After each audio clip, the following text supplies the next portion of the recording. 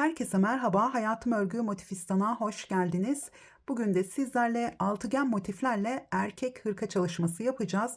Ben çok beğendim, umarım sizler de beğenirsiniz. Gerçekten özellikle bu modelle altıgen motiflerle hırka çalışması erkeklere çok yakışacak. Tabii ki kadınlar için de modeli değerlendirebilirsiniz.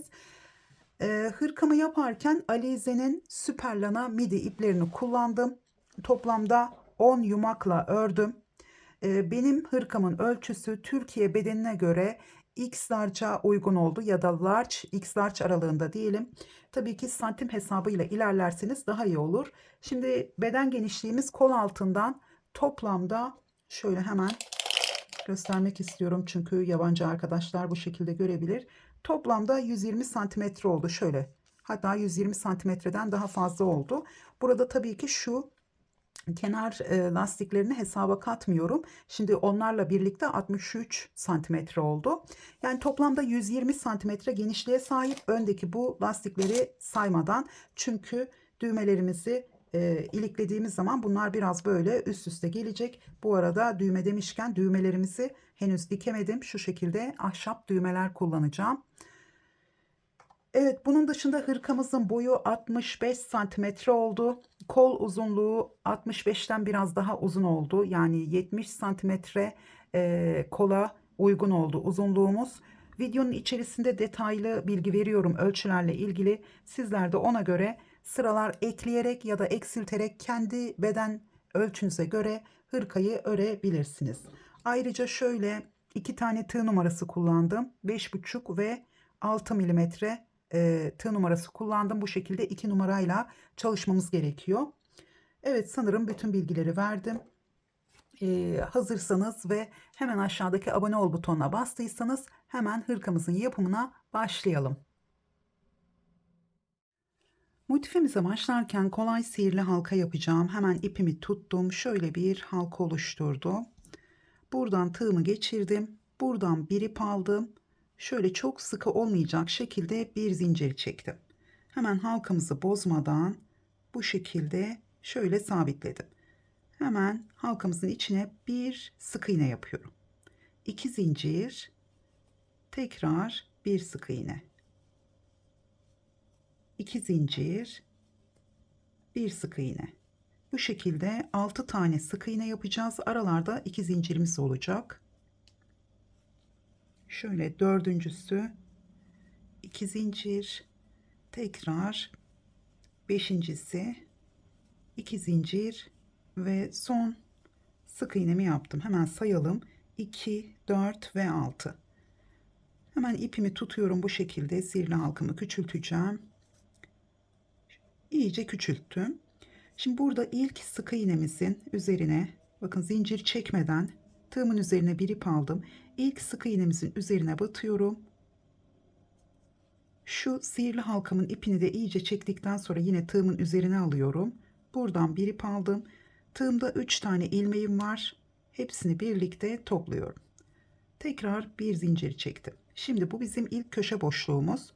Hemen bir zincir çektikten sonra boşluğa battım. Bir ilmek aldım ve bir sık iğne yaptım. Şimdi sırada bir sık iğnemiz var. Hemen arada iki zincir boşluğunun bakın burada ikisinin arasında. Hemen buraya batıyorum. Yine bir sık iğne. 2 zincir boşluğuna bir sık iğne, 2 zincir, tekrar bir sık iğne. İkinci köşemizi yaptık. Baştaki köşemizi yarım olarak başladık. Şimdi sıradaki sık iğnenin üzerine bir sık iğne, tekrar 2 zincir boşluğuna bir sık iğne, 2 zincir ve bir sık iğne.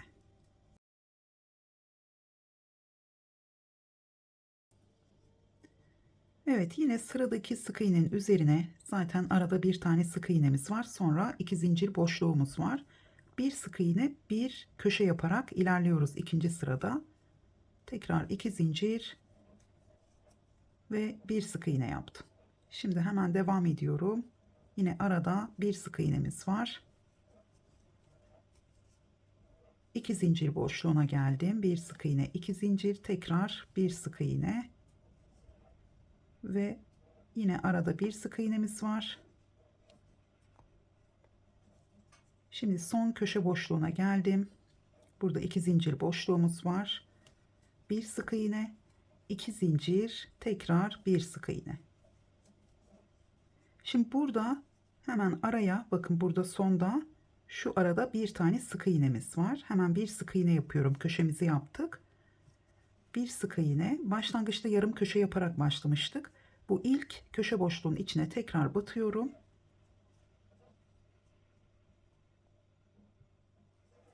Şöyle bir sık iğne yapıyorum. Evet, yine tığıma bir ip aldım ve köşeyi yarım trabzan yaparak kapatacağım. Hemen şu ipimi artık bırakıyorum.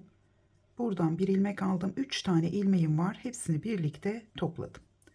Evet, ikinci sırada bakın, burada biraz halkamız yine gevşemiş çünkü ipimizi gizledik, ama şimdi burada dilerseniz ipinizi gizlemeden iğne yardımıyla iyice çektikten sonra arkada ilmeklerin arasında da gizleyebilirsiniz. Daha sonra ben de bunu tekrar küçülteceğim ya da böyle bırakabilirsiniz, hiç sorun değil.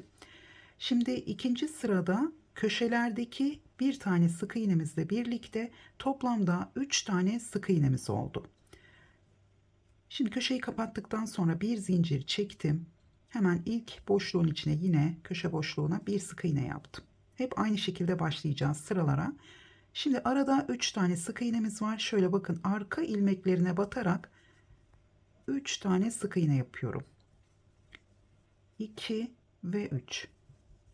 İkinci köşemizin olduğu yere geldim. 2 zincir boşluğuna bir sık iğne, 2 zincir, tekrar bir sık iğne. Evet, yine 3 tane sık iğnemiz var. Arka ilmeklere batarak yine 3 tane sık iğne yapıyorum. 2 ve 3. Köşenin olduğu yere geldim. Şu anda motifimiz küçük olduğu için göremeyebilirsiniz, ama şöyle 2 zincir boşluğuna bir sık iğne, 2 zincir, tekrar bir sık iğne. Evet, 3. sırayı bu şekilde tamamlıyoruz.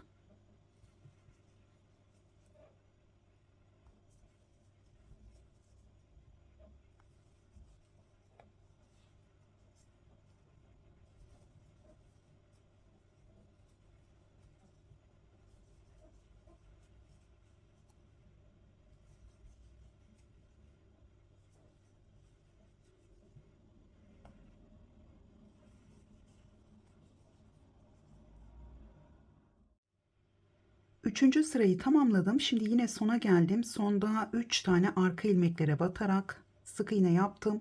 Hemen ilk köşeyi tamamlıyorum. Buraya bir sık iğne yaptım. Bir ip aldım. Hemen ilk sık iğnenin üzerine battım. Buradan yine bir ilmek aldım. Tekrar 3 ilmeğimi toplayarak köşeyi kapattım. Bir zincir, hemen boşluğun içine bir sık iğne. Şimdi sıradan devam ediyorum. Bütün sık iğnelerin üzerine sık iğne yapıyorum.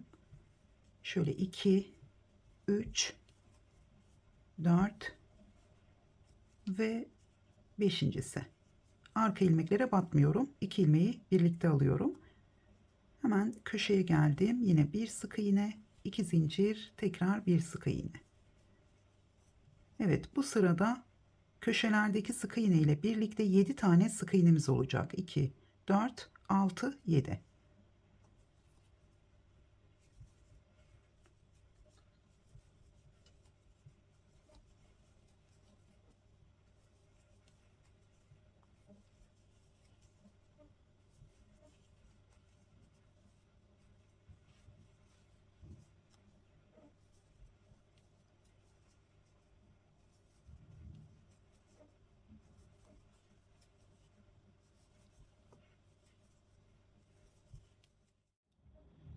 Sırayı tamamladım. Tekrar başladığım yere geldim. Hemen köşemi tamamlıyorum.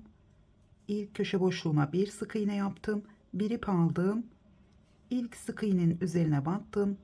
Bir ilmek aldım. 3 ilmeğimi birlikte topladım. Hemen bir zinciri çektim ve ilk boşluğun içine bir sık iğne yaptım. Şimdi sıradan devam ediyorum. Şöyle bir ve 2 sık iğne daha yaptım. Köşe ile birlikte 3 tane sık iğnemiz oldu.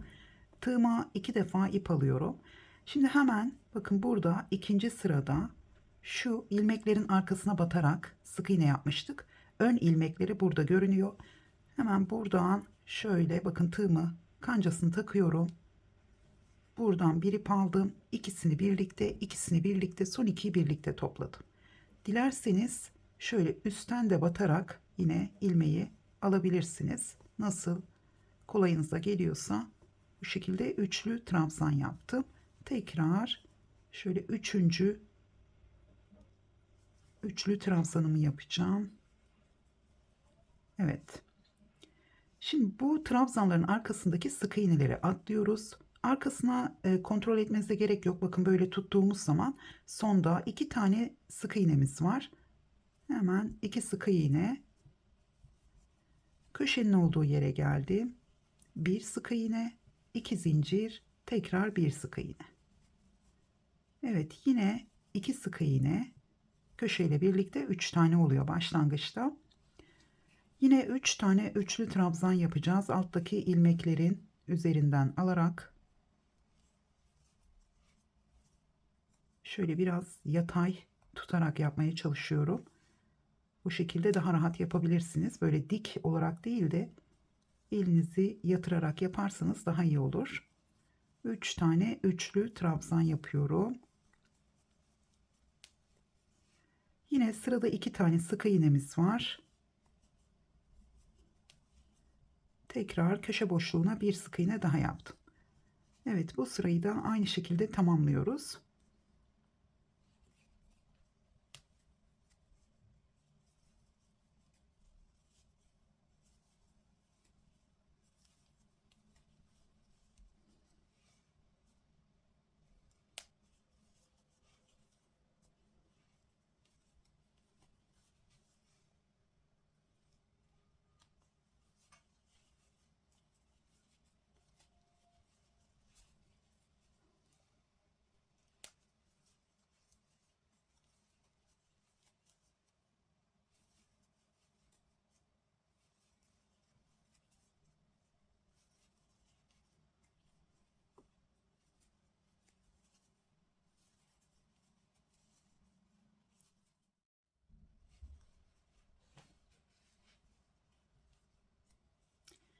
Sırayı tamamladım. Köşeyi yine aynı şekilde kapattım. Bir zincir çektim ve yine köşe boşluğunun içine bir sık iğne yaparak yeni sıraya başlıyoruz. Evet, ilk model kurulumunu tamamlamış olduk. Her modelimiz, yani bu trabzanlardan oluşan modelimiz 3 sıra sık iğneden oluşuyor. Öncelikle 2 sık iğne sırasını tamamlıyoruz. 3. sık iğne sırasını yaparken birlikte üçlü trabzanları da yapıyoruz. Şimdi tekrar ilk sırayla başlıyoruz. Şimdi burada bir sık iğnemi yaptım. Bu trabzanları yaptığımız sırayı tamamladıktan sonra ilk sırada bütün sık iğnelerin arka ilmeklerine batarak yine sık iğneler yapıyoruz. Sadece köşedeki sık iğneleri zincir boşluğuna yapacağız. Bunun dışında bütün sık iğneleri arka ilmeklere batarak yapıyoruz.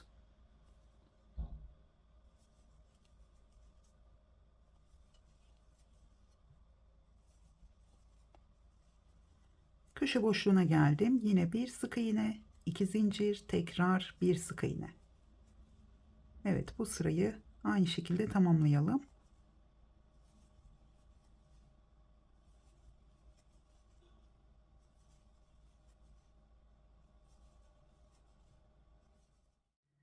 Evet, sırayı tamamladım. Yine köşeye bir sık iğne yaparak yeni sıraya başlıyoruz.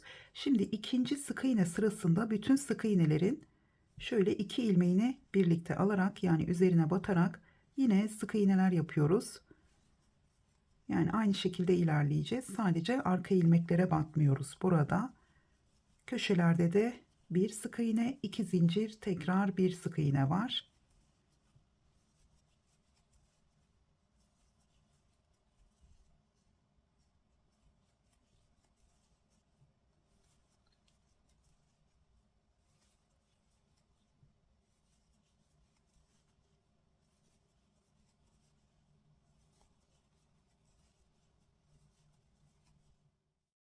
İkinci sık iğne sırasını tamamladım. Şimdi üçüncü sık iğne sırasında yine üçlü trabzan gruplarımızı yapacağız.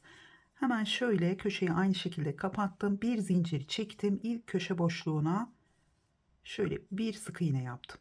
Yine aynı şekilde 2 sık iğne, Köşe ile birlikte burada 3 tane sık iğnemiz var. Tığıma 2 defa ip aldım. Burada gördüğünüz gibi 1, 2, 3 tane bu şekilde ilmeklerimiz görünüyor. Hemen buradan batıyorum ve üçlü trabzan yapıyoruz. Tekrar şöyle ikincisi ve üçüncüsü. Şimdi arada 3 tane sık iğnemiz var. Hemen sıradan devam ediyorum. 1, 2 ve 3. Tekrar tığıma 2 defa ip aldım. Bu defa burada ilmeklerimiz var. Hemen köşeden önce yine 3 tane üçlü trabzan yapıyorum. Bu trabzanlarımızın arasında her zaman 3 tane sık iğne olacak. Yani köşeyle birlikte de sonda yine 3 tane sık iğnemiz oluyor. Gördüğünüz gibi 2 tane burada arttı. Hemen 2 sık iğne, köşeyle birlikte 3 tane görünüyor. Tekrar 2 zincir ve 1 sık iğne. Şimdi sırasıyla yine 2 sık iğne. Tekrar 2 defa ip aldım. Hemen altta ilmeklerimiz görünüyor. Buraya batıyorum. Şöyle üçlü trabzanımı yaptım. Bu şekilde alttan da batabilirsiniz şöyle. Yani fark etmez nasıl battığınız, nasıl kolay olacaksa. Ben bu şekilde kancayı takarak daha rahat yapıyorum. Evet, üçüncüsünü yaptım. Yine arada 3 tane sık iğnemiz olacak. Burada dikkat edelim. Ara sıra kontrol edelim. Burada trabzanların üzerine denk geldiği için ilmekler biraz daha öne doğru kayıyor sık iğnelerin. Dolayısıyla burada arkadaki sık iğneden başlamış olabilirsiniz. O zaman zaten sonda fark edersiniz. Bir tane fazladan sık iğneniz kalır. O zaman arkadaki bu 3 tane sık iğneyi atlayıp atlamadığınızı kontrol edebilirsiniz. Şöyle 2 ve 3. Ben genelde saymadan hep yaptım. Çünkü trabzanlar tam üzerine denk geliyor. Evet, yine 3 tane alttan alarak üçlü trabzan yapıyorum.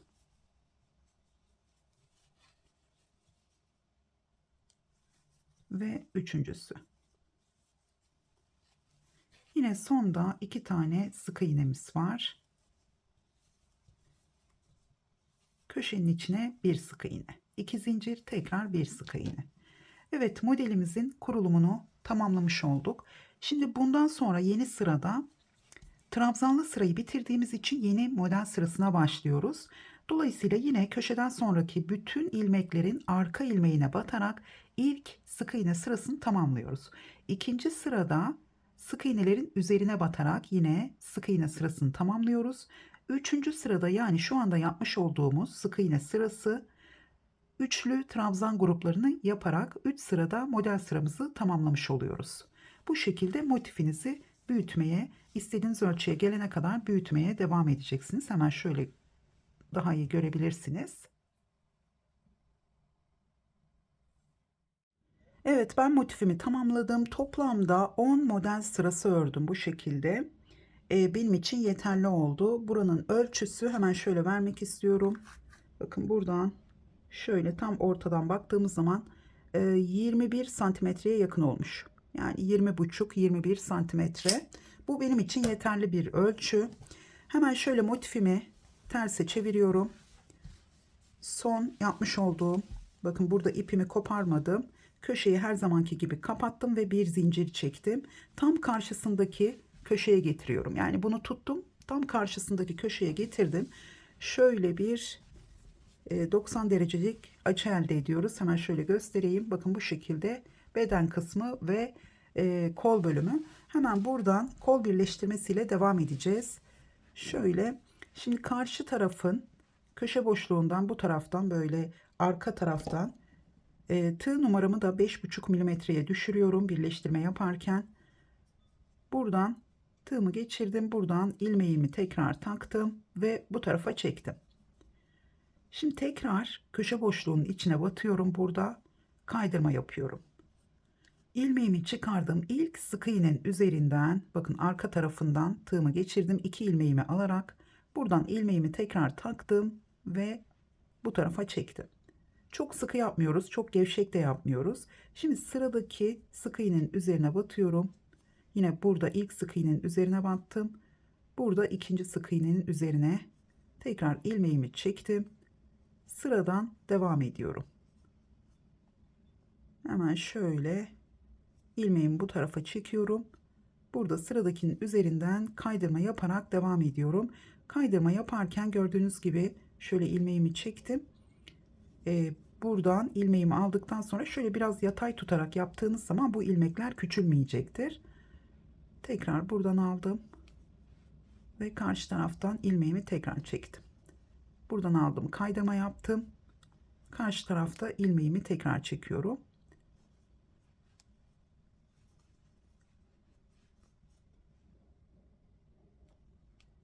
Şimdi sona kadar birleştirmemizi yapalım. Sonra kola nasıl devam ettiğimizi göstereceğim. Bakın bu şekilde bir birleştirmemiz oldu. Çok güzel görünüyor.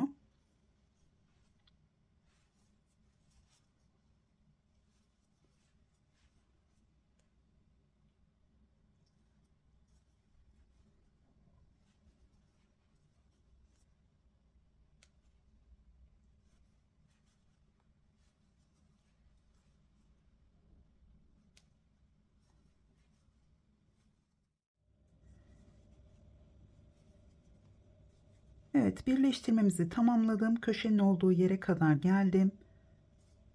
Bütün ilmeklerimiz tam denk geldi. Şimdi bu birleştirmeyi yaparken bazen bir tane ya da iki tane kayma yapabiliyor. Fark etmeden aynı yere batabiliyorsunuz. İlmeğinizi çekerken aynı çekmiş olduğunuz boşluktan tekrar çekebiliyorsunuz. Bunlara dikkat edelim. Bu şekilde kaymalar olduğu zaman diyelim ki şimdi ön tarafta, şimdi burada şöyle hepsini birden söktüm. Şimdi diyelim ki burada daha fazla sık iğneniz kaldı. Şimdi benim burada 3 tane var. Diğer tarafta da 2 tane kalmış olsaydı şu ilmeğimi bakın buradan çıkartıyorum. Az olan taraf hangi tarafsa buradan aynı yerden tekrar batarak ilmeğimi buradan tekrar batıp yedirme yapıyorum. Yine geliyorum, burada sıradakinden devam ediyorum. Ya da karşı tarafta fazlaysa aynı işlemi bu tarafta yapıyorum. Şimdi burada hemen ben şöyle ilmeğimi tekrar çekeceğim. Benim ilmeklerim tam denk geldi. Özellikle başlangıçta buna dikkat etmemiz gerekiyor. Aynı yerlere batmayalım. Ya da aralarda kayma olursa yedirme yapabilirsiniz böyle bir iki tane. Evet, köşenin olduğu yere geldim. Hemen şöyle son sık iğnemin üzerinden yine kaydırmamı yaptım. Bu tarafa geldim. Buradan da ilmeğimi çekiyorum. Tekrar buraya geldim. Köşe boşluğunun içinden tekrar kaydırmamı yaptım. Yine bu tarafta da köşe boşluğuna battım. Buradan ilmeğimi çektim. Tekrar buraya batacağım. Şimdi tekrar buraya battığımız zaman modeli yeniden kolda devam ettireceğim. Hemen şöyle burada iki tane sık iğne yapacağım. Şöyle bir zincir çektim. Birinci sık iğnemiz şu ortadaki birleştirme yerine gelmiş olacak ve modelimizin devam etmesi için de burada, yani iki köşenin birleştiği yerde yine 3 tane sık iğnemizin olması gerekiyor. Şimdi ben şöyle araya da batabilirsiniz. Bir zincir çektim. Bakın ilmeğimi buradan çektikten sonra son kaydırmamı köşe boşluğuna yaptım. Tekrar ilmeğimi buradan çektim ve bir zincir çektim. Şimdi şöyle aradan hemen şu araya da batabiliriz. Tam ortaya gelsin. Bir zincir çektikten sonra buraya bir sık iğne yaptım. Sık iğnemizi çok sıkı olmasın. İlmeği küçülüyor başlangıçtaki sık iğnemizin. Şimdi köşe boşluğuna tekrar bir sık iğne yaptım. İki tane sık iğnemiz oldu. Sırayı tamamladığımız zaman buradaki köşe boşluğuna da bir tane yapacağım ve ortada 3 tane sık iğnemiz olmuş olacak. Bu şekilde model aynı şekilde devam edecek. Birleştirme yerleri önemli. Sırayı tamamladıktan sonra hemen birleştirme yerini de göstereceğim. Şimdi burada sık iğnelerimizi ilmeklerin içine batarak yaptık. Biz trabzanla yaptığımız model sırasını tamamladıktan sonra ilmeklerin arkasına batarak ilk sık iğne sıramıza başlıyoruz. Sadece bu başlangıçta buradaki sık iğnelerimiz boşluğa ve ilmeğin içine yaptık. Arka ilmeğe yapmadık burada. Hemen şöyle arka ilmeklere batarak birinci sırayı devam ediyorum. Kolumuza başlamış olduk bu şekilde.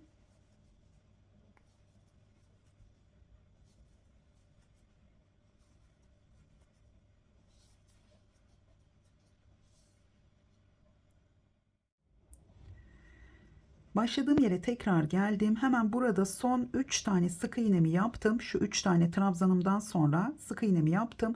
Burada köşe boşluğuna 2 tane sık iğne ile başlamıştık. Köşe boşluğuna bir tane daha yapıyorum ve burayı da 3'e tamamlıyorum. Buradaki sık iğnelerimiz ve trabzanın üzerindeki sık iğnelerimiz de hep 3 3, yani 3'ün katları olarak ilerliyor. Şimdi burada köşenin içine de bir tane yaptım. Arka ilmeğe yapmadım. Hemen şöyle ilmeğimi çıkartıyorum. Kapatırken hep bu şekilde yapmamız gerekiyor. Yoksa modeli devam ettiremiyoruz. İlmeğimi çıkardım. İpin üzerine koyarak tığımı şöyle ipin üzerine koyuyorum. Ve ilk sık iğnenin arkadan tığımı bu şekilde şöyle batırdım. Buradan ilmeğimi tekrar tığa takıyorum. Şöyle ilmeğimi biraz şöyle çektim. Ve şu ilmeğimi kancayla arkaya çekip döndürdüm. Bakın ipim altta kaldı. İpiniz üstte kalırsa bunu yapamazsınız. Tekrar burada bir zincir çektim.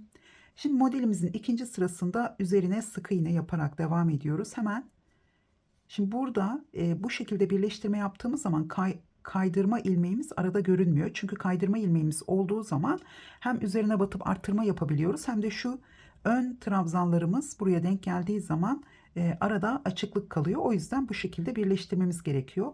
Tekrar göstereceğim burayı. Şöyle tekrar göstereceğim.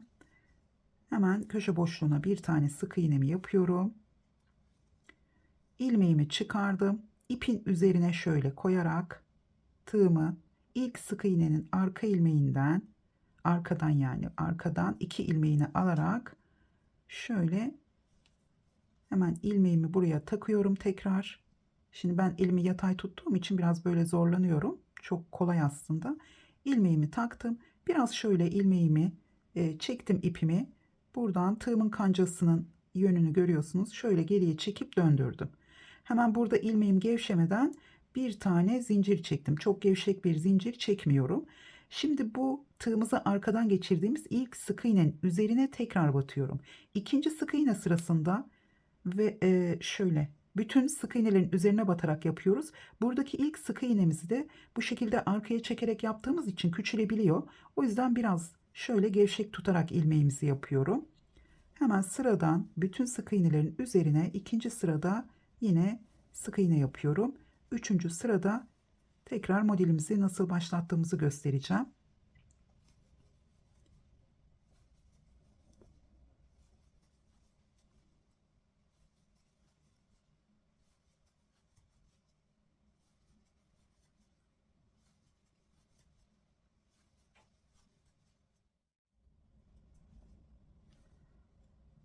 Evet, tekrar başladığım yere geldim ve ikinci sırayı tamamlamış oldum. Şimdi burada 2 tane sık iğne ile başlıyorum ve üçüncüsünü sona geldiğim zaman tamamlıyorum. Yani buradaki üçlü gruptan bahsediyorum. Şimdi son sık iğnemi yaptım. Bakın burada yine ilmeğimi çıkartıyorum.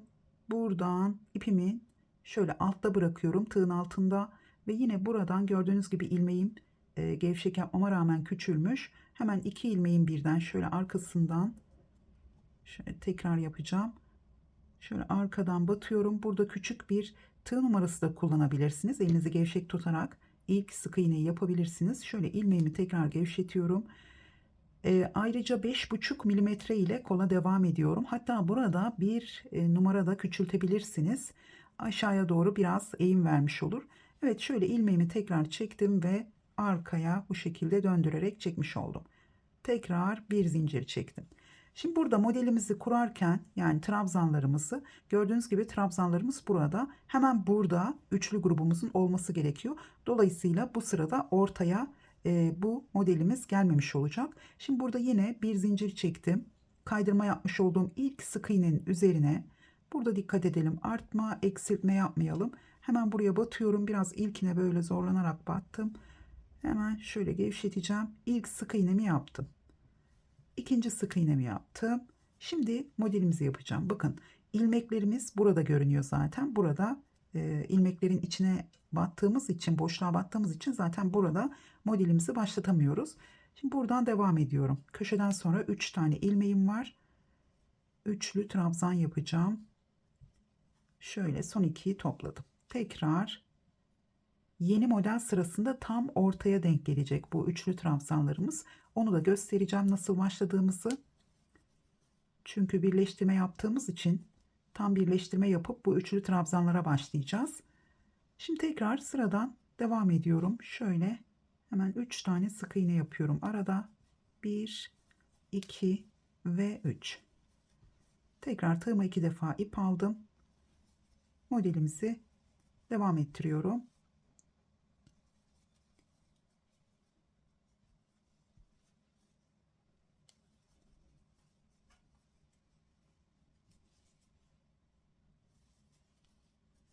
Evet, bu şekilde bu sırayı tamamlıyoruz. Şimdi bu sırayı tamamladıktan sonra buraya geldiğimiz zaman yine ilmeğimi gösterdiğim şekilde arkaya çekeceğiz. Bir zincir çekip ilk sık iğnenin de, yani burada ilmeğimiz küçülüyor, dikkat edelim. Bir zincir çekip ilk sık iğnenin de arka ilmeklerine batarak sırayı tamamlayacağız. Daha sonra arka ilmeklere battığımız sırayı bitirdikten sonra yine aynı şekilde birleştirme yapıp ikinci sık iğne sırasında tamamlayalım. Burada iki sık iğne sırasını tamamladıktan sonra yeni model sırası buraya denk gelecek. Hemen onu göstermek için geliyorum. Yani sık iğne sıralarını tamamladıktan sonra geleceğim.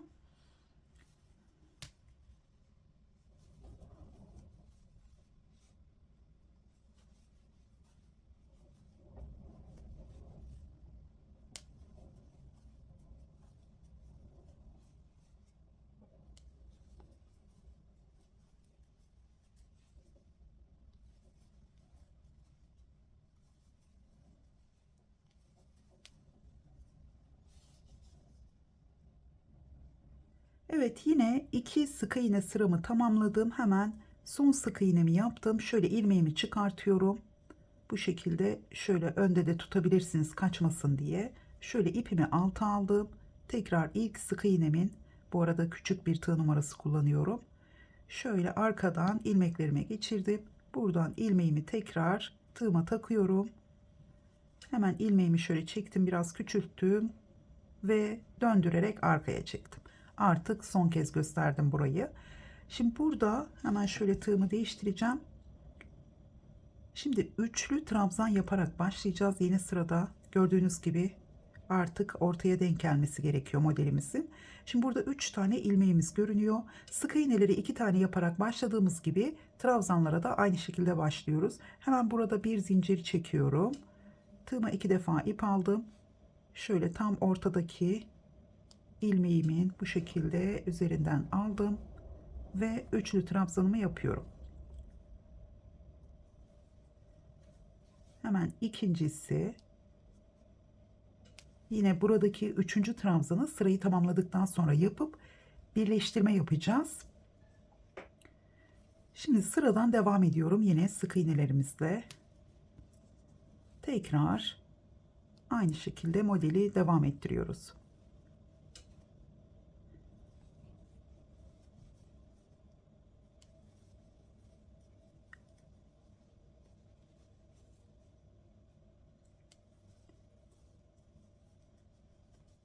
Sırayı tamamladım. Tekrar başladığım yere geldim. Sonda 3 tane sık iğnemi yaptım. Burada bir tane sık iğnem kaldı. Bu da bizim üçüncü trabzanımızın arkasına gelecek. Hemen burada ilmeğimiz görünüyor, bakın. Şurada çok küçük bir ilmeğimiz daha görünüyor. Bu bizim arkaya çektiğimiz ilmeklerimiz. Bunları karıştırmayalım, yani buraya batmayalım. Hemen buradan şu büyük görünen ilmeğin altından aldım ve üçlü trabzanımı yaptım. Tekrar ilmeğimi çıkartıyorum. Hemen burada ilk trabzanımın şöyle ipim altta kalacak. Buradan tekrar ilmeğimi takıyorum. Tekrar arkaya çektim. Evet, gördüğünüz gibi bu şekilde arkaya çektiğimiz için birleştirme yerleri hiç belli olmuyor ve buradaki trabzanımız da buraya yaklaşmış oldu. Şimdi sizler yeni sıraya başlarken bir zincir çekip hemen bu ikinci trabzanın üzerinden arka ilmek yaparak başlayacaksınız. Şimdi ben burada model sırasını tamamladıktan sonra kolda lastik çalışmasını göstereceğim. Hemen şöyle. Şimdi burada bir zincir çekmiş miydim? Evet, çekmiştim. Tekrar çekiyorum. Bir zincir çektim. Bu ortadaki trabzanıma atlıyorum lastik çalışması yaparken. Hemen şöyle ilk trabzanın üzerinden aldım. Buraya şöyle bir sık iğne yaptım. Biraz şöyle gevşek tutarak yaptım. Bir zincir çektim. Buradan altından aldım. Ön ikili trabzan yapıyorum. Hemen iki ilmeğimi birlikte toplayıp iki zincir çektim. Tekrar bir ip aldım. Sıradaki trabzana atlıyorum. Yanındaki trabzana, çünkü burada eksiltme yaparak da koldaki lastik çalışmasına devam ediyoruz. 2 tane ikili trabzan yaptım. Şimdi tekrar ilk trabzanın altından alıyorum. Ön ikili trabzan yapıyorum. Arada bir taneye atlıyorum. Diğerin üzerine yine ön ikili trabzan yaptım. Sıradakine atlıyorum. Yan yana 2 tane yapacağım sık iğnelerin üzerine. Tekrar burada atlamadan hemen ilk üçlü trabzanın altından aldım. Ön ikili trabzan yaptım. Aradakine atlıyorum. Diğerin üzerinden yine ön ikili trabzan yaptım. Yine sıradaki sık iğneye atlıyorum. Ortada 3 tane var. Sadece 2 tanesinin üzerine ikili trabzan yapıyorum. Bu şekilde 2 tane. Ve yine ön ikili trabzan, aradakine atlıyorum. Tekrar ön ikili trabzan. Şimdi bu sırayı aynı şekilde tamamlayalım. İkinci sırada yine devam edeceğiz.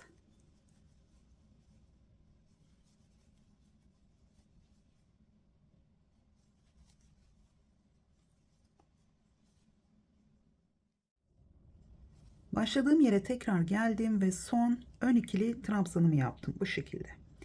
Şimdi burada hemen ilk zincirin içine batıyorum. Artık ilmeğimizi lastik kısmında arkaya çekmenize gerek yok. Şöyle kaydırarak kapattım.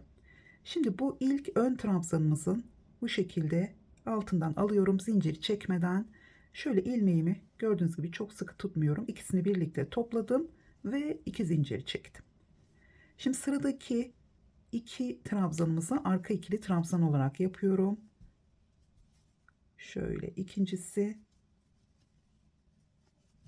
Bu ön ikili trabzanlarımız da yine ön ikili trabzan olarak devam edeceğim. Evet. Aradakileri arka ikili trabzan.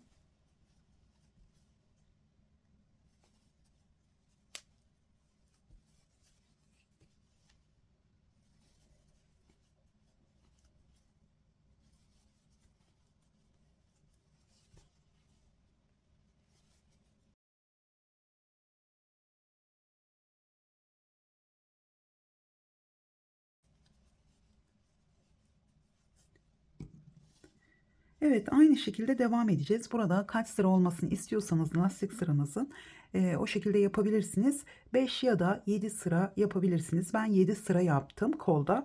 Şimdi şu kısımda yine başladığımız yere geldiğimiz zaman ön ikili trabzan yapıp burada ilk zincirin içine kaydırma yaparak sırayı tamamlıyoruz. Yani sırayı kapatıyoruz artık. Şimdi bundan sonra yeni sırada arka ikili trabzanlara arka, ön ikili trabzanlara da yine ön ikili trabzan yaparak lastik çalışmamızı tamamlıyoruz. Hemen şöyle ben diğer kol çalışmamı tamamladım. Şöyle göstermek istiyorum. Bakın burada toplamda birleştirmeyi yaptıktan sonra 7 sıra ördüm. Tabii ki sizler bunu ölçerek ilerlemeniz gerekiyor. 7 sıra ördüm ve burada da yani 7 model sırası, burada da 7 sıra lastik çalışması yaptım. Dilerseniz burada da 5 milimetre tığ kullanabilirsiniz. Yani yine bu kısımda ördüğünüzden yarım milimetre daha düşürerek buradaki lastik çalışmasında ölçerek ilerleyebilirsiniz. Benim bu şekilde oldu. Ben 5,5 numarayla tamamlamış oldum. Şimdi gördüğünüz gibi şu kısımda tığımızı küçültüyoruz. Bakın yarım milimetre küçülttüğüm halde buradan daha küçük görünmüyor. Yani şu birleştirme yaptığımız beden bölümünden gördüğünüz gibi bunu aynı tığla devam ettirdiğimiz zaman burası yukarıya doğru daha fazla görünecek. O yüzden burada mutlaka tığ numaramızı yarım, hatta bir numarada düşürebilirsiniz. Biraz daha daralmasını isterseniz bir numara düşürün. Bu şekilde benim yapmış olduğum gibi ilerlemek isterseniz de yarım milimetre yeterli olacaktır. Hemen şöyle kol uzunluğunu da vereceğim size. Şimdi birleştirme yaptığımız yerden itibaren ölçüyorum. Çünkü orada biraz da omuz payı var. Şimdi ben bunu daha sonra gerekirse biraz daha uzatabilirim. Şimdi toplamda şöyle 59-58 santimetre, biraz omuza pay verdim. 55 santimetre dersek daha net bir ölçü vermiş oluruz. Tabii ki ben de bedene sıraları ekledikten sonra yine burada şimdi sizlere göstermek için lastik çalışmasını tamamladım. Şimdi burada bedeni sıraları tamamlayıp birleştirdikten sonra iki motifimizi, o zaman kolların ne kadar aşağıya düştüğünü gördükten sonra burada kolunuzu tamamlayabilirsiniz. O yüzden ben önce her zaman bedenleri birleştiriyorum. Şimdi video çektiğim için bu şekilde yapıyorum. Önce burada kolu tamamladıktan sonra ipimizi kesmeden bu modelde devam etmek önemli. Burada biraz devam ettikten sonra şu lastik kısmını yapmadan önce ipinizi biraz uzun bırakarak kesin burada. Daha sonra bedenlerinizin birleştirmesini yaptıktan sonra da kolların aşağıya, çünkü altıgen olduğu için motifimiz, kolların aşağıya ne kadar düştüğünü gördükten sonra sıralar eklemeye devam edebilirsiniz. Evet, şimdi şurada beden genişliğimiz, şöyle bakalım, 21 santimetre olmuş. Kol evi genişliğimiz de yine 21 santimetre. Bu X large ya da large için yeterli bir genişlik. Çünkü Almanya'ya göre de ben large olarak çalışıyorum. Dolayısıyla bu Türkiye'de X large oluyor. Ama tabii ki markalara ve bedenlere göre bu ölçüler doğru olmayabilir. O yüzden santim hesaplarıyla ilerlemenizi tavsiye ediyorum. Evet, şimdi bedene sıralar ekleyerek devam edeceğiz. Evet, şimdi ön ve arka bedene sıra eklemeyi göstereceğim. Artık kol birleştirmesini yaptığımız için sadece 3 tane kenarımız kaldı ve arka bedene sıra eklerken bu 3 kenarla birlikte devam edeceğiz. 3 kenara devam ederken hem boyu da uzamış olacak, hem ön beden hem de arka beden genişlemiş olacak. Şöyle motifimi terse çeviriyorum. Şimdi bu hırkayı yaparken önü arkası, yani aynı motiften 2 tane yaptıktan sonra bu beden sıralarına eklerken iki motifinizi de tamamlamış olun. Çünkü arka bedenden başlarken, yani ikisini aynı yönde başlamayacağız. Şimdi ben diğer motifimin sıralarını tamamladım. Şöyle bakın. Şimdi burada sıraları tamamladım. Şimdi burası arka beden. Arka bedene bu şekilde başladım. Yani motifimi çevirdim. Elimin yönüne göre buradan başladım. Şimdi burada başlarken şu köşeden sonra 3 tane köşeyle birlikte sık iğnemiz vardı. Burada 2 tanesini bırakıp burada 4 tane sık iğne yaparak başladım ilk sıraya. Şimdi ön bedende biraz daha eksiltme yapıyoruz. Yani kesme yapıyoruz. Ön ve arka aynı olmadığı için iki motifin yönleri farklı olacak. Şimdi burada ön bedende biraz daha aşağıdan başlıyoruz. Bakın burada ilk modelin bittiği yerden başlıyoruz. Sık iğnelerin üzerinden başlıyoruz. Şuradaki modelimizi bırakıyoruz. Daha sonra ilerlediğimiz zaman da şuradaki sık iğneleri de yine kesip şuradan itibaren, bakın şöyle, buradan itibaren, yani burada aslında şu bölümü, burada aşağıda başlıyoruz. Bu bölümü de kesme yapmış oluyoruz. Dolayısıyla bunu ikisini de, iki motifimizde aynı yönde başlarsak o zaman birleştirmede ters gelebilir. Şimdi ben bu bölümü bitirdiğim için şöyle motifimi koyuyorum. Burası ön bölümü. Hemen şöyle diğer motifimi de bakın. Şöyle çevirdiğim zaman şimdi benim ön bedenim buradan başlaması gerekiyor. Yani bu motifi örerken ön bedenin sıralaması aşağıdan başlayacağım. Bu motifi örerken arka bedene başlamıştım. Şimdi burada önden başlayacağım, arkada bitireceğim. Burada ise arkadan başlayıp ön bölümde sırayı tamamlıyordum ve ikinci sıraya önden tekrar dönerek devam ediyordum. Şimdi burada yine o motifime başlarken böyle tutup şu kısımdan arkaya sıra eklemeye başlamıştım ve öne döndüğümüz zaman da ön bölümün sırası tamamlanmış oluyordu. Ama biz şimdi burada ön bölüme başlayacağız. Zor taraf bu taraf olduğu için bu bölümü anlatmak istedim. Çünkü sizler diğerinde göstermiş olduğum gibi arka beden için şuradan başlıyoruz. Bir öncesinden. Yani şurada sadece köşedeki iki zincirimiz var. 2 tane sık iğneyi bırakıyorum ve şu üçüncü sık iğnenin üzerinden başlıyoruz diğer motife. Şimdi ikinci motifimize de ön beden olarak başladığımız için şuradan başlayacağız. Umarım anlaşılmıştır. Şöyle biraz da kadrajdan çıkmışım. Sonra bu motiflerinizi bitirdiğiniz zaman bunları karşılıklı koyarak ters veya düz yönde olup olmadığına bakabilirsiniz. Yani sıraları doğru ekleyip eklemediğinize. Şimdi burada hemen tığıma başlangıç ilmeğimle atıyorum. Şöyle biraz ipimi uzun bırakıyorum. Şimdi burada ön bedene sırayla başlıyoruz. Hemen şu modelimizi bıraktım. Arka ilmeklere batarak başlayacağım. Yeni modelimiz için 2 sıra sık iğne sırası yapıyoruz. Hemen buradan başlıyorum. Şimdi ben burada bütün sıraları bu şekilde bitirip devam etmeyeceğim. Biraz öreceğim. Sonra geriye dönerek bu öndeki kesme işlemini nasıl yaptığımı göstereceğim aşağıya doğru. Arka bedende kesme işlemi yapmıyoruz. Sadece size göstermiş olduğum yere kadar örüp tekrar oradan dönüp bu başladığımız yere geldiğimiz zaman kesme yapıyoruz. Onu da göstereceğim şimdi. Videonun süresini çok fazla uzatmak istemiyorum. Zaten uzun bir video olacak. Size arkada da yine tam olarak nerede bitireceğinizi göstereceğim. Hemen şöyle biraz arka ilmeklere batarak ilk sık iğne sırasını şöyle örüyorum. Evet, şurada bir model daha yapacağım. Şimdi buraya kadar ördüyseniz zaten model çok kolay devam ettiriliyor.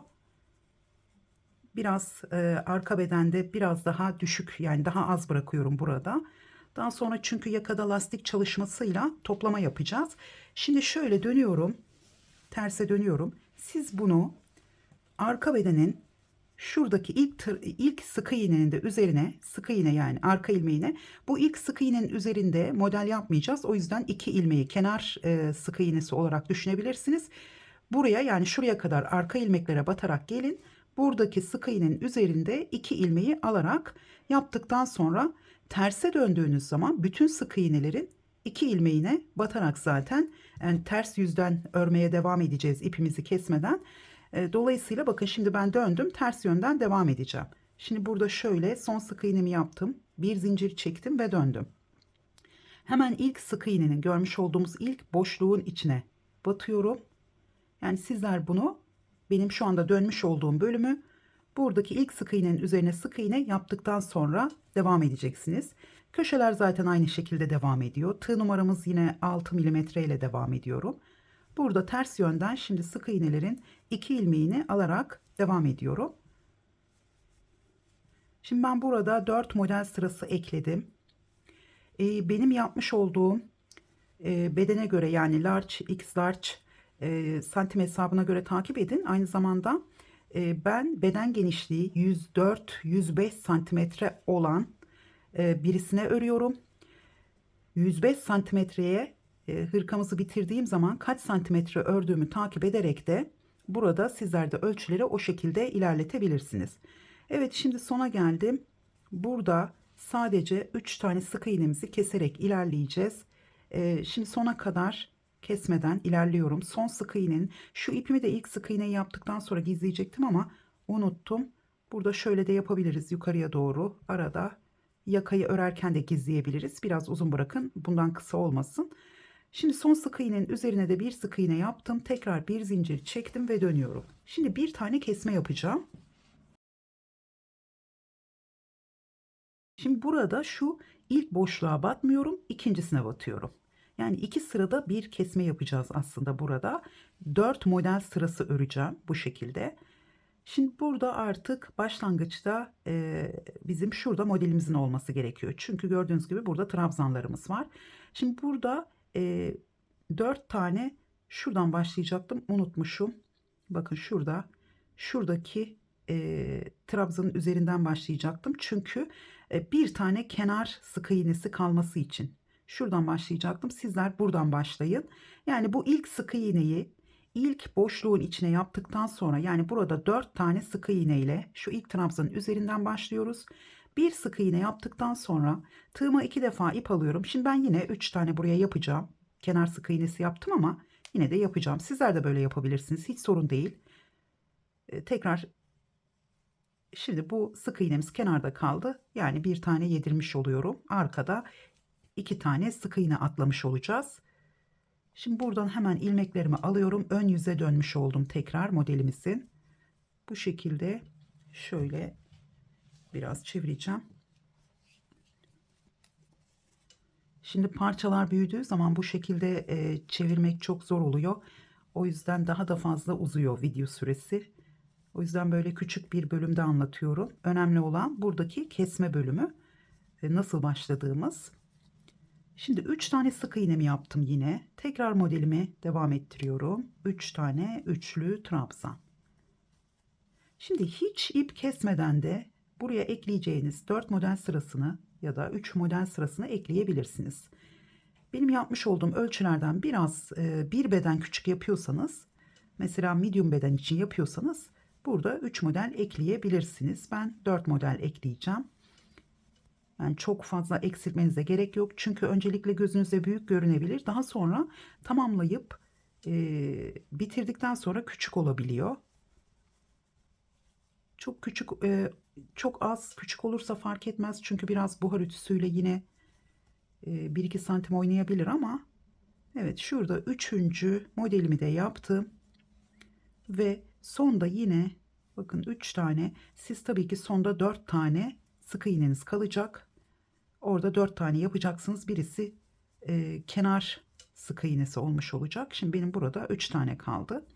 Şimdi burada ipinizi kesmeden de yapabilirsiniz. Ben ipimi keserek yaptım. Çünkü şu trabzanları ters yönden yapmak hem farklı görünüyor, biraz olsun farklı görünüyor, hem de daha zor oluyor. Yani bunu terse çevirdiğiniz zaman ipinizi kesmeden şöyle ters yöne çevirdiğiniz zaman şöyle öndeki ilmeklere batarak, pardon, şimdiden şaşırdım. Şu dıştaki ilmeklere batarak ilk sık iğne sırasını yapıp ön yüzde 2 ilmeği aldığınız sık iğne sırası oluyor. İkinci ters yüzde de şu trabzanları tersten bu şekilde şöyle alttaki ilmeklere batarak yapmanız gerekiyor. Şimdi ben o şekilde yapmadım. Hemen burada ipimi kesiyorum. 3 sırayı tamamladıktan sonra ipimi kestim. Çünkü gizlemesi kolay. Daha sonra yeniden başladım. Aynı şekilde 3 sırayı ip kesmeden 3 sırayı tamamladıktan sonra ipimi kesiyorum. Evet, şimdi buradan başlarken şurada kenar sık iğnemi yapmıştım. Onun 2 ilmeğini birlikte alıyorum.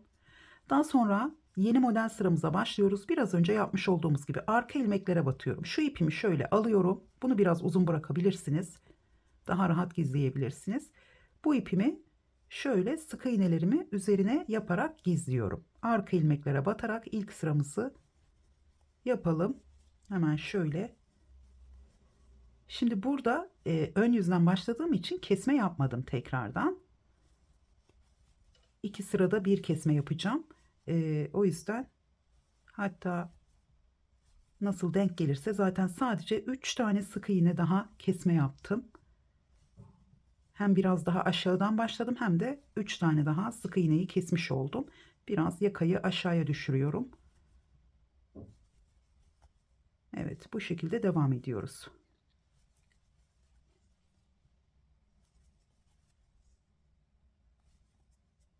Şöyle 2 tane sık iğnem kaldı. Bakın burada da bu bölümdeki ipimi gizlemiş oldum. Yine son sık iğnenin 2 ilmeğini birlikte alıyorum.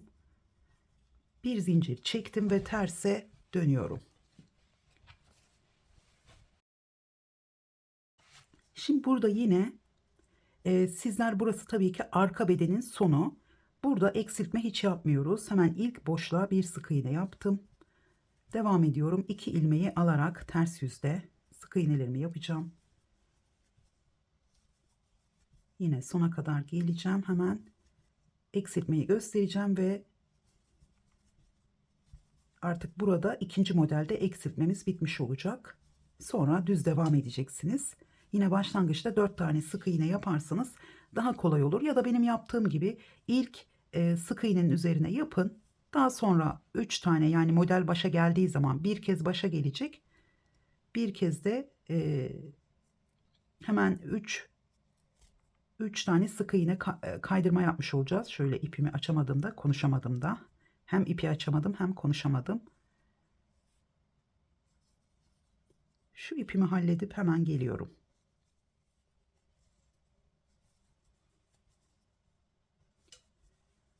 Evet, tekrar sırayı tamamladım. Şu anda ön bölümdeyim. Burada hemen şöyle son sık iğnenin üzerine yine sık iğnemi yaptım. Bir zincir çektim. Ön yüze dönüyorum. Şimdi ön yüze döndüğümüz zaman yine bir tane kesme yapacağım. Şu ilk boşluğu atlıyorum ikincisinin üzerine. Şimdi bu ikinci model sırasında trabzanımız başa gelmediği için burada kolaylıkla kesmiş olduk. Hemen burada şurada yeni modelimiz başlayacak. Burada bir tane yaptım. Başlangıçta da bir tane var. Şimdi burada hemen şöyle üçüncüyü de yapalım. Pardon, üçüncüyü yapmayacağım. Hemen burada yine modelimizi kuracağım. Yani başlangıçta 2 tane oldu kesme yaptığımız için. Tekrar modelimizde devam ediyoruz. Şimdi üçüncü modelde de yine aynı yere geldiğimiz zaman, yani ikinci sık iğne sırasını bitirip ön yüze döndüğümüz zaman burada yine ilkine batmadan hemen ikincisinin üzerine atladığınız zaman burada bir tane kalacak. Yani burada 4 tane sık iğnemiz olacak. Bir tane kenar trabzanı, daha sonra 3 tane sık iğne olarak devam edecek. Umarım anlaşılmıştır. Bu şekilde devam ediyoruz. Artık burayı şöyle tamamlamama gerek yok aslında. Şöyle 3 tane yaptım ve bir tane daha model yapalım. Hemen nasıl göründüğünü göstereceğim. Şimdi biz bu sıraları 3 kenara birden ekliyoruz. Ön beden, alt beden ve arka bedene. Evet, şöyle gördüğünüz gibi 2 model sırasını eklemiş olduk.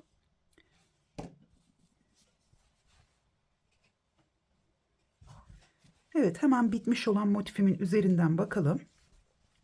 Dediğim gibi bu motifi bakın böyle koyduğum zaman arka beden bu tarafta oluyor. Ön beden altta kalmış oluyor. Diğer motifimizde ise çevirip hemen onu da şuraya koyalım. Evet, şimdi bu diğer motifimizi bitmiş olarak düşünürsek bakın burası ön beden. Çünkü daha aşağıdan başladım. Gördüğünüz gibi ön bedenin yönü doğru denk gelmiş oldu. Arka beden de altta kalmış oldu.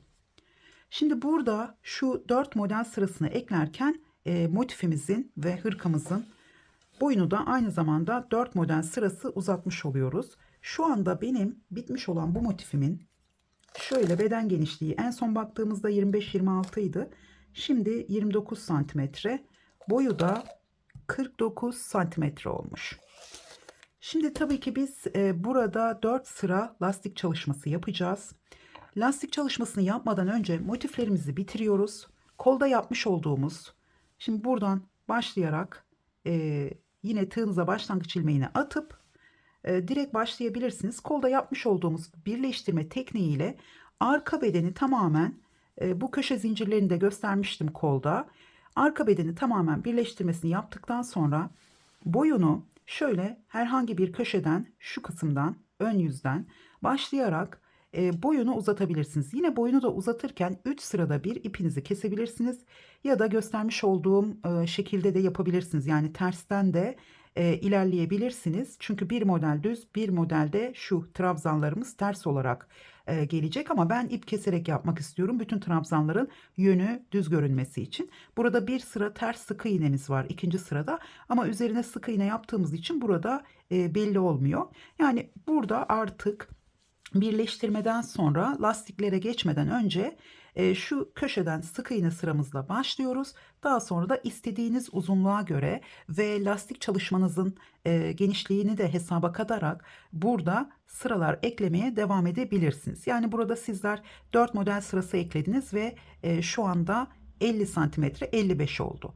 5-6 santimetrede lastik geldiği zaman bunun boyu 60 santimetre olacak. O yüzden burada sıralarınızı aldığınız ölçülere göre ekleyebilirsiniz. Çünkü burada size arka bedende ya da ön bedende sıra eklemeyi gösterdiğim için yine köşeden başlayarak, şu köşeden başlayarak sıralar ekleyebilirsiniz.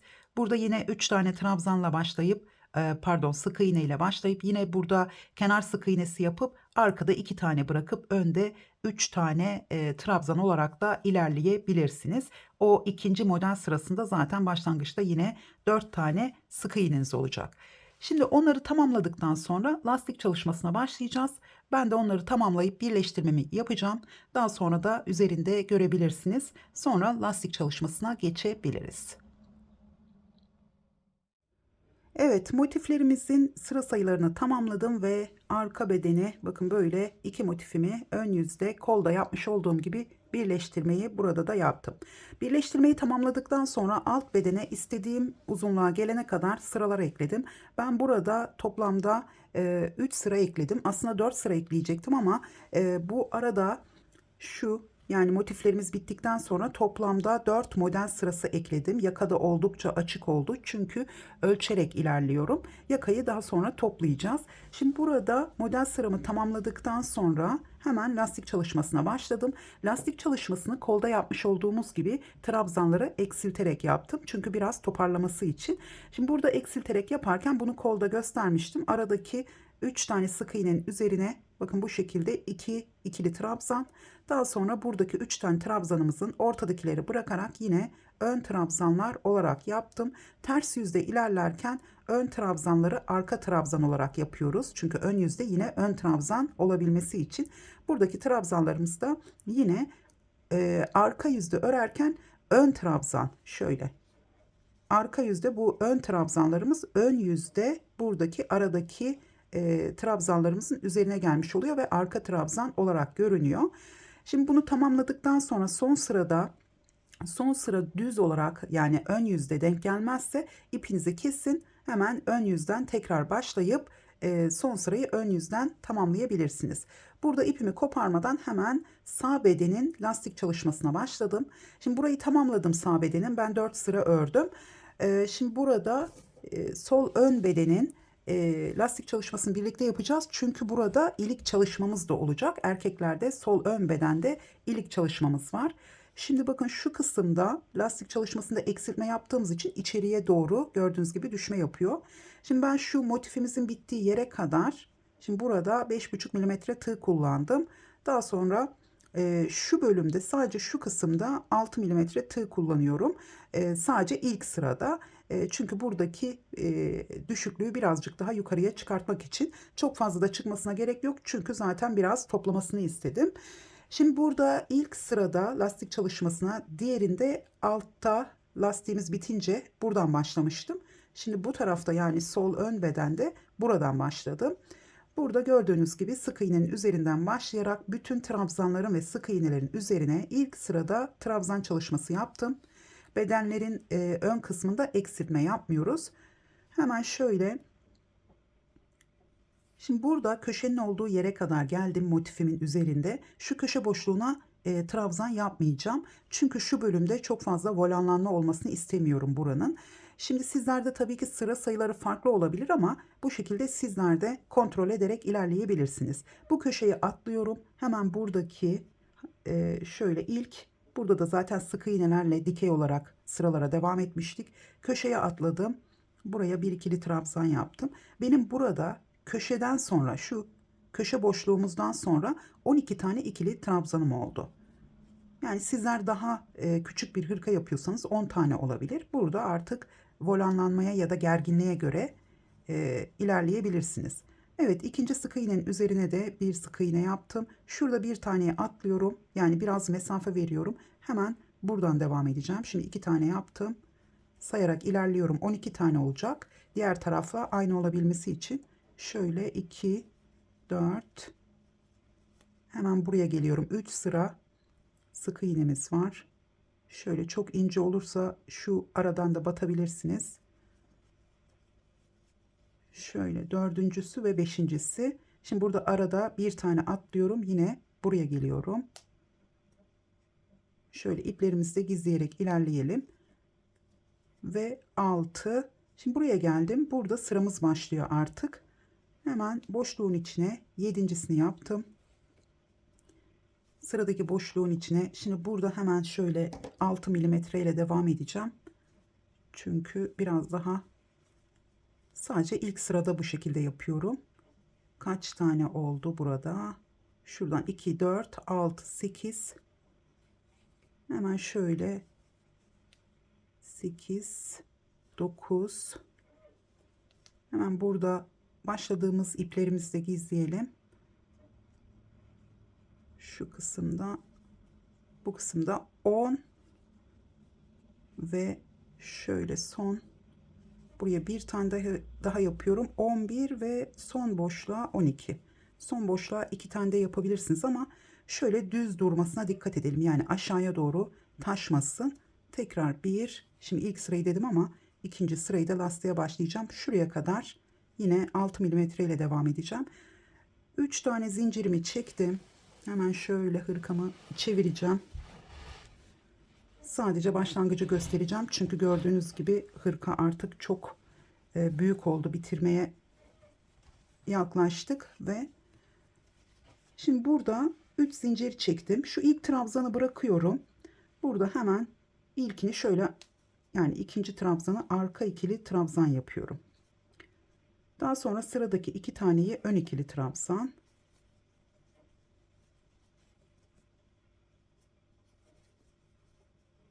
Tekrar sıradaki 2 taneyi arka ikili trabzan. Bu şekilde arkadan alıyorum. Yine sıradaki 2 taneyi arka ikili trabzan yapıyorum. Şimdi birkaç tane öreceğim. İliği nasıl yaptığımızı göstereceğim. Çünkü tamamlamayacağım burayı. Hemen şöyle yine 2 tane arka ikili trabzan yapıyorum.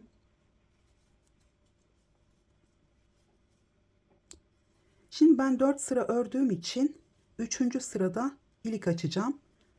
Sizler de eğer 5 sıra örerseniz 4. sırada ilik açabilirsiniz. Yani ilik açtıktan sonra sadece bir sıra üzerine örmemiz yeterli. Ve o zaman iki kenarda da bu lastik çalışmalarımızın 2 sırası içeriye girmiş olacak. Yani santim hesabına dahil olmayacak. Evet, bu kadar yeterli. Yeni sıraya başladığımız zaman da yine gördüğümüz gibi devam edeceğiz. Sadece kenar trabzanlarını bu başlangıçta yapmış olduğumuz gibi ön veya arka ikili trabzan olarak yapmıyoruz. Hemen şöyle çeviriyorum. Burada da hemen iliği göstereceğim. Şimdi 3. sıraya başlarken ben ilik çalışması yapacağım. Hemen 3 zincir çektim. Siz de sona geldiğiniz zaman bu şekilde dönebilirsiniz. Burada ikincisinin üzerinden devam ediyorum. Ön trabzanı ön ikili trabzan olarak. Şimdi ya bu aradaki arka ikili trabzanların üzerinde ilik açalım ya da önde bulunan 2 tane ön ikili trabzanın üzerinde açabilirsiniz. Şimdi ben arka ikili trabzanların üzerinde açacağım. Hemen şöyle şu ikisini de yine ön ikili trabzan yapıyorum. Şimdi burada 2 tane trabzanımı bırakacağım. Sadece arada bir zincir çekiyorum.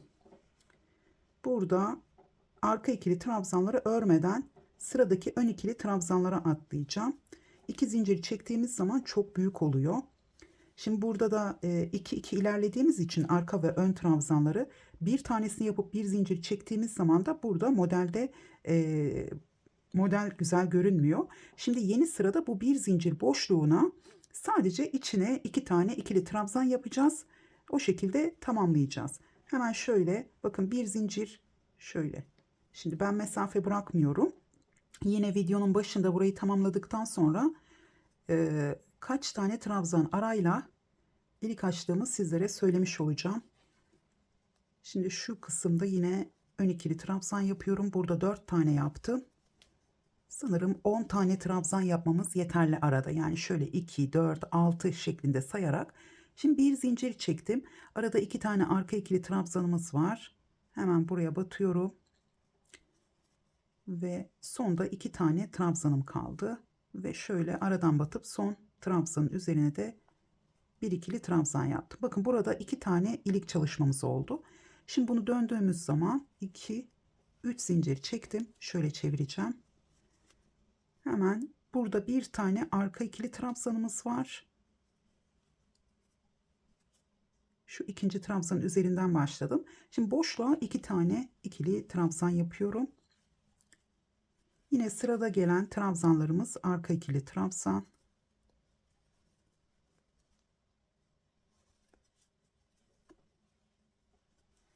Tekrar sırada ön ikili trabzanlarımız var.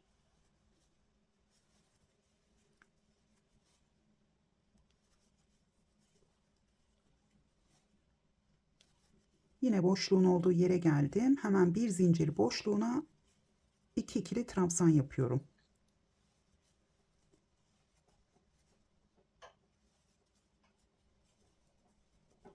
Şöyle bu kısmı öreceğim. Nasıl göründüğüne bakalım ön yüzde. Hemen şöyle 2 tane ön ikili trabzanım var.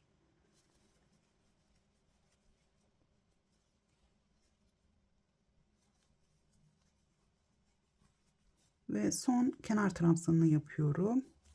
Evet, şöyle ön yüze çevirdiğimiz zaman bu şekilde. Şimdi burada yine ters olarak bittiği zaman, yani bu sıramız ters olarak bittiği zaman burada hemen burada kaydırmalar yaparak son sırayı tamamlayabilirsiniz. Benim ipim çok az kaldı. Ya da sizler burada toplamda 5 sıra yaparsanız dilerseniz yani ölçerek ilerleyin. Bunu 3. sırada yapıp burada 2 sıra, yani bir sıra daha yaparsanız bu sıranın üzerine bunları arka trabzan olarak da toplayarak da ilerleyebilirsiniz. Şimdi biraz volanlanma oldu gibi göründü ama ya da son sırada tığ numaranızı daha küçük kullanabilirsiniz. Şimdi ben 5 milimetre ile ördüğüm zaman, şimdi bu 4 milimetre, bakın burada 4 sıra, burada son sıra ters olduğu için burada kaydırmalar yaparak bu trabzanların yönünü de daha düzgün gösterebilirsiniz. Kaydırma yaparken de yarım milimetre tığınızı, yani 6 ile örerseniz 5,5 ile ya da 5 ile kaydırma yapabilirsiniz ama çok gergin olmasın ilmekleriniz. O zaman oldukça gergin durur. Yani bu şekilde yapmanız yeterli. Şimdi bu bir de üste geldiği için düzgün görünmesi gerekiyor. Yani iliklediğimiz zaman bu üste gelecek. Ya da sizler farklı şekillerde de ilik açabilirsiniz. Yine şöyle de yapabilirsiniz. Belki ben de o şekilde yapabilirim. Şimdi şurada trabzanlara arka ikili trabzan yapıp araya bir zincir çekebilirsiniz. Bu kadar belirgin olmaz o zaman ama yine de düğmenin geçebilmesi için daha rahat olacaktır. Ya da şu ön ikili trabzanları yaparken ilik açmak istediğiniz yere bakın bu şekilde küçük görünüyor. Araya bir zincir çekip o şekilde de devam edebilirsiniz. Bunu neden söylüyorum? Şu son sırada boşluğun içine battığımız için volanlanma olabiliyor. Yani bu lastik çalışmasının gördüğünüz gibi hani biraz topladığı için son sırada biraz açılma yapmış oluyor. O yüzden belki ben de o şekilde yapabilirim. Araya zincir çekerek. İsterseniz burada, isterseniz burada iki trabzanın arasına bir zincir çekip bütün trabzanları yaparak da ilerleyebilirsiniz. Evet, ilik çalışmamız bu şekilde ve lastik çalışmamız da. Şimdi bunları tamamladıktan sonra yaka için hemen şöyle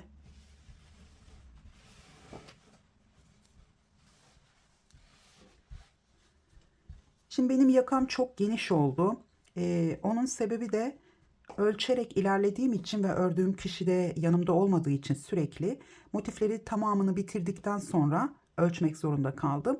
Ve sadece bedende bir sıra arttırma yaptım ve ön bedende de bu arttırmaya devam ettim. Yani 3 kere değil de 4 defa 3 kenarı etrafında örerek ilerledim. Şimdi burada yaka genişliği en fazla 20 santimetre olmasını isterdim ama benim 24 santimetre oldu. Burada şimdi bu yakanın şu lastik çalışmasıyla birlikte oldukça geniş oluyor. Bunu toplayarak ilerleyeceğiz. Hemen şöyle ipimi alacağım.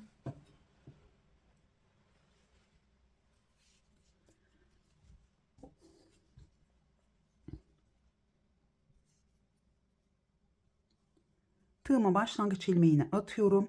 Burada lastik çalışmasını göstermeyeceğim. Sadece nasıl topladığımızı göstereceğim. Hemen buradaki bakın burada ilk trabzanımızı şöyle şuradan batıyorum. Bir sık iğne yaptım. Şu sık iğnenin ilk ilmeğine değil, ikinci ilmeğine şöyle batarak buradan bir ip aldım ve iki ilmeğimi toplayarak buraya kalın bir trabzan yapmış oldum. Hemen sıradaki, bakın buraya 2 tane yapacağım şimdi ilk boşluğun içine. 2 tane yapıyorum. Daha sonra arada bir tane boşluğu atlıyorum. Sıradakinin içine yine 2 tane yapıyorum. Bunu lastik çalışmasına çevireceğimiz için ikinci sırada bu boşluklar görünmeyecek. Ve tekrar buradaki ikinci boşluğu atlıyorum. Burada 3 sıra sık iğnemiz var. Yine burada 2 tane yapacağım. Şöyle 1 ve 2. Tekrar bakın burada bir tane atlıyorum. Burada yatay trabzanımız var ama sık iğnelerimiz var birer tane. Burada bir sık iğne atlıyorum. Şu boşluğa şuradan kenardan gireceğim çünkü çok açılmış. Buraya bir ikili trabzan. Hemen sıradakinin üzerine de bir ikili trabzan. Yine arada atlayarak ilerleyeceğim.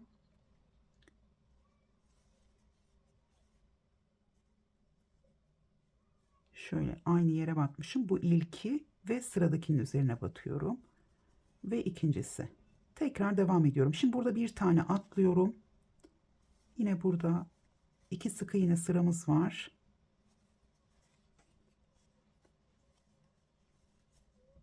Tekrar burada hemen 1, 2, 3 tane sıramız var. Bir tane atladım. 2 tane yan yana yapıyorum. Şimdi bazı yerde bu 2 taneler sık iğne sıralarından dolayı daha sık olabilir. O birbirini dengeleyecek. Yine burada 3 sıramız var. Bir tane atlıyorum. Buradan devam ediyorum. Tekrar buraya geldim. Şimdi burada da kesme yaparak ilerlediğimiz için. Evet, şimdi burada şu ilk başladığımız sıranın olduğu yere geldim. Bakın şurada hafif bir köşe var. Burayı biraz yuvarlaklaştırmak istiyorum. Şöyle şimdi şu trabzanın üzerinden ya da buraya atlayalım. Çünkü lastik çalışması yapacağız. Şu aradaki, buraya zaten sık iğne yapmıştık. Şu aradaki boşluğu atlıyorum. Hemen buraya geliyorum. 2 tane ikili trabzan yaptım. Şimdi burada bir tane trabzanı bıraktım. Yine buraya geldim. Şöyle şu 2 taneyi bırakacağım. Bu 2 tanenin üzerinden devam ediyorum.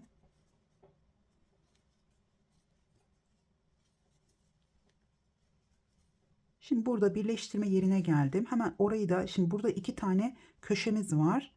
Köşe boşluğunu şöyle ilk 2 ilmeğimi aldım, bir ip aldım. İkinci köşe boşluğuna batıyorum. Şöyle arada da birleştirdiğimiz yer var. Burada da mesafe oluşuyor. Ya da şöyle yapalım. İlk köşe boşluğunun içine bir ikili trabzan yapıyorum. Daha sonra bu aradaki birleştirme yerine atlıyorum. Hemen sıradaki köşe boşluğunun içine geliyorum. Bu iplerimizi de gizleyerek ilerleyeceğiz. Bakın yine arada açıklık oluştu. Şimdi sıradan devam ediyorum. Köşeden sonra burada yine 3 tane sık iğnemiz var. Şöyle ilk ikisini yapacağım. Şöyle 1 ve 2. Tekrar buraya geldim. Şimdi arka bedenin olduğu yerdeyiz. Arka bedende de 2 tane sık iğne aşağıda başlamıştık. İsterseniz burada aşağıda başlamaya da bilirsiniz. Yani bu 2 sık iğneyi yapıp sadece köşe boşluğuna sık iğne yapmadan şu arka bedene sıralar eklediğimiz yerden bahsediyorum. Şimdi hemen şu boşluğu atlayacağım. Çünkü köşeden sonra yan yana 2 tane daha yaptım. Hemen buraya geliyorum. Buraya geldim. Burada biraz şöyle trabzanlarımı uzatarak yapacağım. Yan yana 2 tane yaptım. Sonra arada bir tane atlıyorum.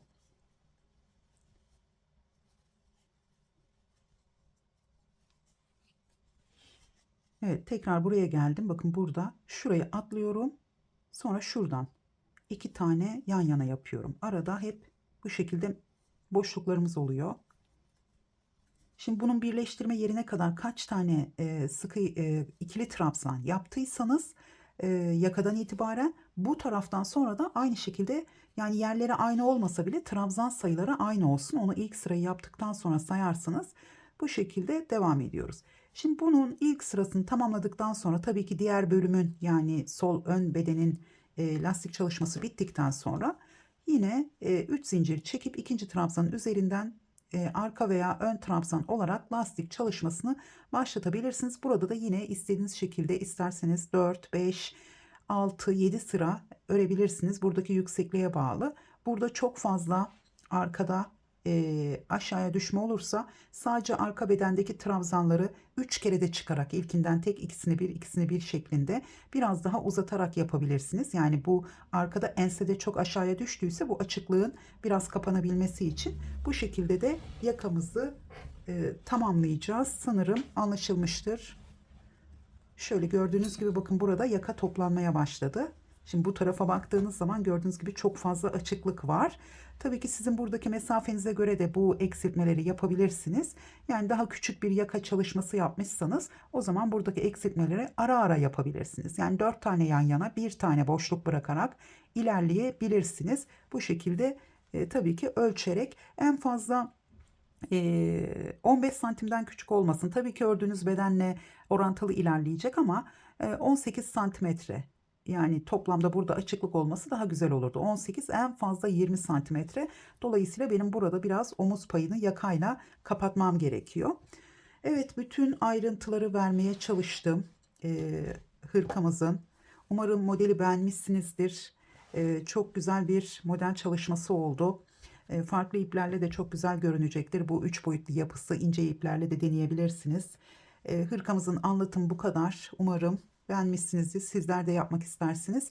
Bana yorumlarda yazarsanız çok sevinirim. Beğendiyseniz beğen butonuna basmayı ve yorum yapmayı unutmayın. İzlediğiniz için teşekkür ediyorum. Tekrar görüşünceye kadar hoşça kalın.